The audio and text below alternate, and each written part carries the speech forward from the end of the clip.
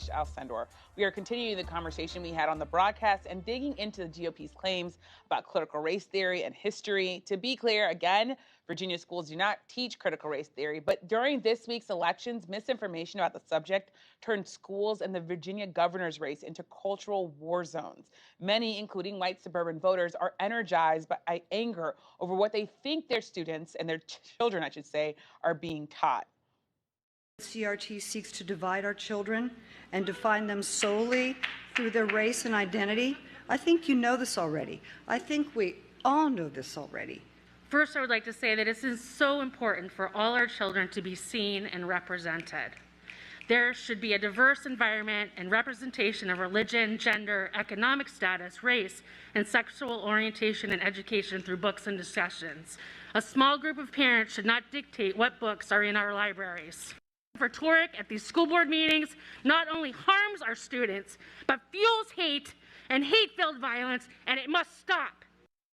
Joining me tonight to discuss all of this, Errin Haines, editor-at-large for the 19th, and joining me in studio, McKend, national politics reporter for CNN, Kelly O'Donnell, senior White House correspondent for NBC News, and Dave Wasserman, senior editor for the Cook Political Report with Amy Walter.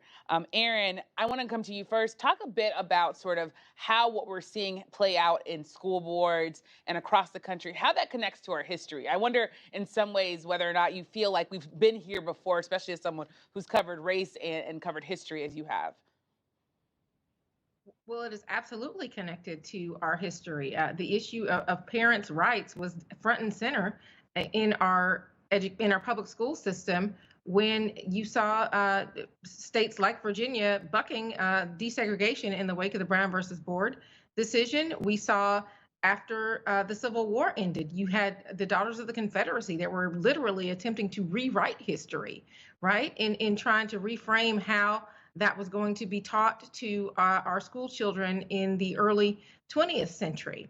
Listen, it's interesting to watch that footage from those school board meetings. We've seen really a completely different kind of racial reckoning unfolding in the past year, and a lot of it has been having to do with the culture war in the classroom, and a lot of that has been led by women, specifically suburban white women, because this is an issue that is absolutely resonating in those communities. And so I think that really coming out of Tuesday, that is the thing to really pay attention to. Now, notice I didn't just say suburban women because my mom is suburban and she is not white, but how effective a critical race theory appeal is to white women, to white moms of school-aged children.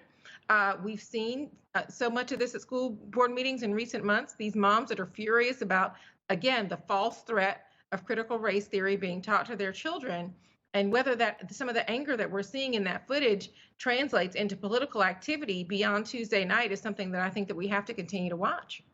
And Eva, you talked about the fact that this critical race theory has become a catch-all phrase because I have a husband who full disclosure, works in Virginia covering some of the school board issues. He was talking to me and he was mentioning that transgender rights is part of this.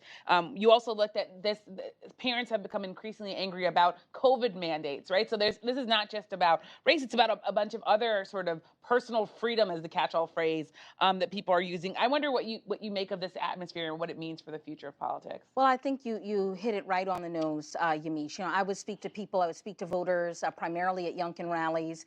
They would say, you know, critical race theory was their #1 issue. I didn't even get into a back and forth with them about how it's not being taught, but I would instead, well, what does that mean to you?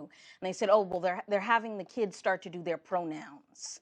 You know, that has nothing to do with race at all, but that was something they cited. Or you would ask a parent and they would say, well, actually, my kid is not even in the school district, but I heard through someone on Prince William County School Board that they're teaching white kids to be oppressed. And so I think Democrats have recognized that just dismissing it as not being taught is not enough. What my Democratic sources are telling me is that they are thinking or having conversations about how they want to respond to this in a robust and meaningful way. Yeah, and Kelly, we covered former President Trump together. Part of some folks are asking, is this Trumpism 2.0? Is it sort of where the future of the Republican Party is going? But also, I wonder, when you think about the past of the Republican Party, this has been a party that's been really good at running on fear, running on people's emotions, and that gets people to the polls. Oh, very definitely. Fear, anger, and a sense of being somehow at peril drives people to the polls. And it is as old as elections, and it feels very contemporary as well. And so it has new names, it has new circumstances, it's driven by the moment we're in, especially with the parent relationship with the classroom that we've seen through COVID, frustrated parents who were tired of all the rules and everything that was going on. Back in my local news days, I covered school board meetings.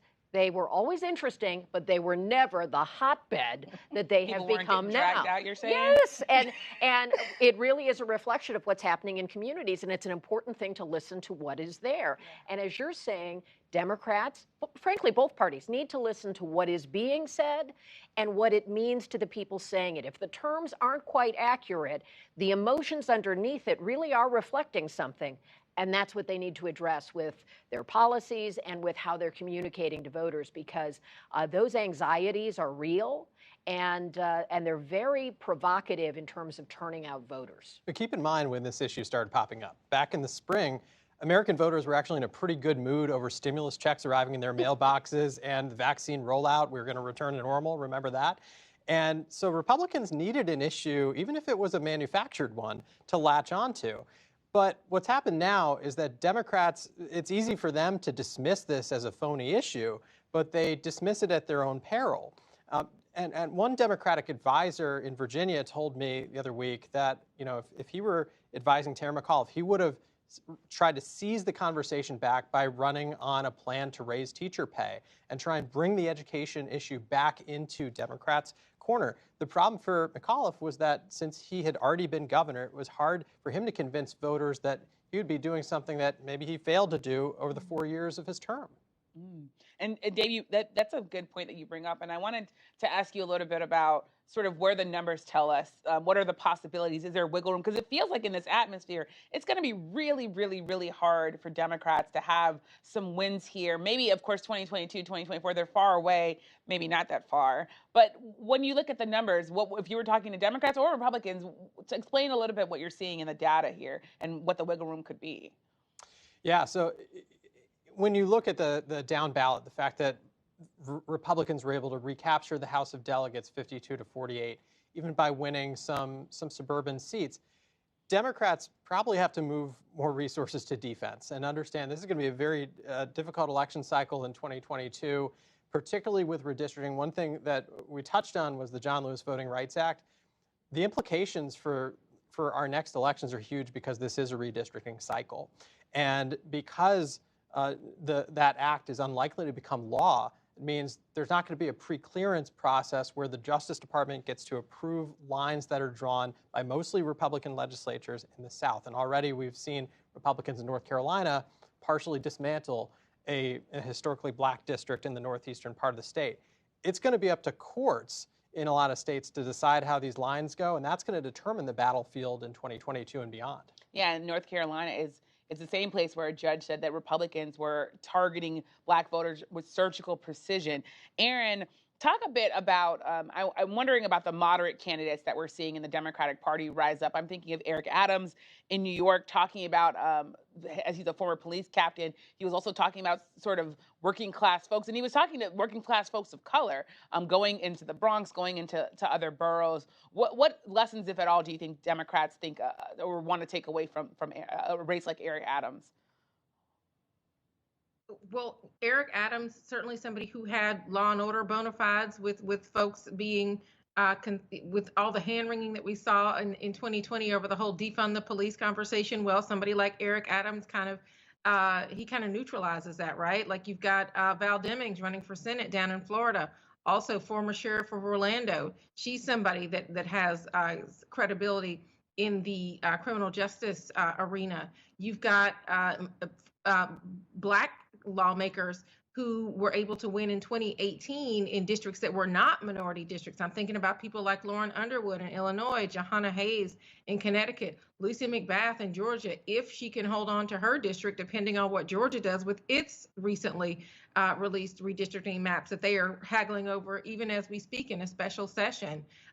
Those are the type of Democrats who certainly were driving a very much an issue-based campaign, talking to voters, trying to connect with them on common ground issues around the economy, around healthcare, around education, not critical race theory, but like actual education issues that voters were really focused on. And so I think we have seen that strategy work out to Democrats' benefit in recent cycles.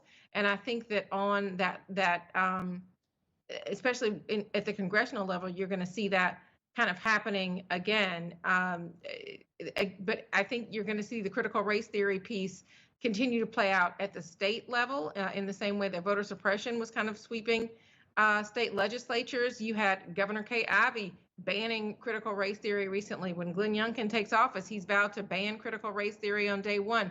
What will state legislatures do to take up kind of the critical race theory argument? It'll be interesting to watch how they keep that in the conversation and how Democrats at that level respond. And you want to jump in? Just want to say one thing. I think, it's not critical race theory in schools, but we have moved away, I think, from a Disney-fied version of American history in recent years, especially in the wake of George Floyd's death, right?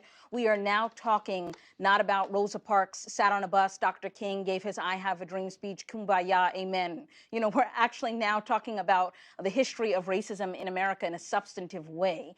And I think that's what Democrats need to articulate better. We are talking about redlining, housing discrimination, and tying that to a dearth of Black homeownership today. We are making those, we are hearing those connections be made.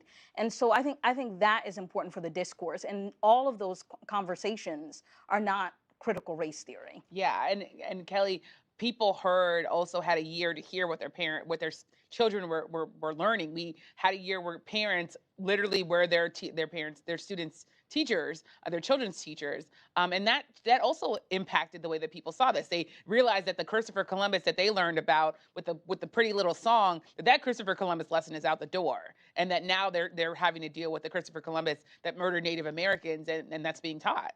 And it's truth, but it's being taught. And it's a challenge for parents to have that sort of dissonance with the memories they have of their own grade school times. And it's at a time when there are just those stressors. It's just hard to put all of this in a context without considering the kind of pressure people have been under in 2 years of pandemic and how that has affected how they view the world around them. Yeah. From the economic stresses to the tired parents who were trying to work from home and teach at home, and fears about health, and all of that has really meant a restless, frustrated public that all of that is coming out, and it's playing out with certainly very volatile consequences in our elections that are playing out in front of us. And last question, Dave, the president, we talked a little bit about infrastructure on the show. The president has said over and over again, get these bills done. It sounds like he's saying, okay, if we pass these bills, my approval ratings will somehow skyrocket. We'll go back to being in a great place as Democrats. How much of that is a fantasy? How much of that could actually happen? There's no guarantee that Biden's numbers will suddenly rebound as soon as Democrats pass one or both bills. But I do think there is a risk that Democrats could be even more depressed next year if nothing gets done. And that we've seen erosion, certainly among independents. We've seen Republican intensity skyrocket. The kind of the last puzzle piece that could send this downwards is Democrats' base becoming very depressed next year. They can't afford that. And so to give them any chance at holding on to a majority, they probably do have to be able to sell voters something that they've accomplished. Yeah. Well, we'll have to leave it there tonight. Thank you so much to Errin, Eva, Kelly, and Dave for joining us and sharing your reporting. And thank you for joining us. If you missed the broadcast or the extra, you can listen wherever you get your podcasts or watch Washington Week on our website. While you're online, make sure to sign up for the Washington Week newsletter on our website. We will give you a look at all things Washington. I'm Yamiche Alcindor. Good night from Washington.